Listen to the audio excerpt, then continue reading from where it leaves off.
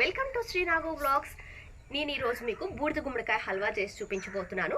ఈ బూడిద గుమ్మడికాయ వచ్చేసి మా గార్డెన్లో కాసిన బూడిద గుమ్మడికాయ. నిన్ననే ఫ్రెష్గా కట్ చేసాము. ఫ్రెష్గా కట్ చేసి ఈరోజు హల్వా చేయబోతున్నాం కాబట్టి గుమ్మడికాయ స్వీట్ హల్వా కూడా చాలా టేస్టీగా ఉండబోతుంది.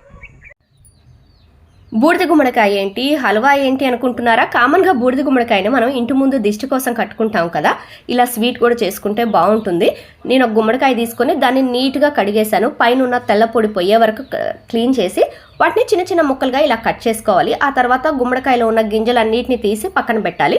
పైన ఉన్న తోల్ని తీయలేదు, ఎందుకంటే దీంతో తురుముతున్నప్పుడు ఒక్కసారిగా చెయ్యి జారిపోతూ ఉంటుంది.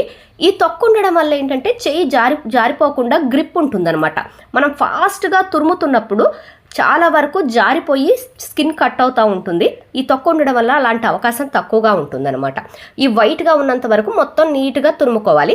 తర్వాత గిన్నెలోంచి ఆ తురుమును ఒక పక్క కంటే వాటర్ సపరేట్ అయ్యి తురుము ఒక పక్కకు వచ్చేస్తుంది.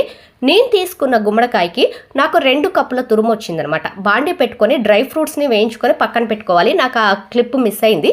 తర్వాత అదే నెయ్యిలో ఈ తురుము వేసి బాగా కలియబెట్టుకోవాలి.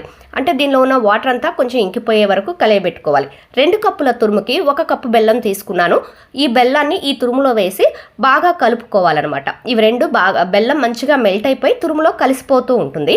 ఆ టైంలో మనం కొంచెం 4-5 యాలకులు తీసుకొని దంచుకొని ఈ తురుములో వేసాము అంటే మంచి స్మెల్, ఫ్లేవర్ చాలా బాగా వస్తూ ఉంటుందన్నమాట.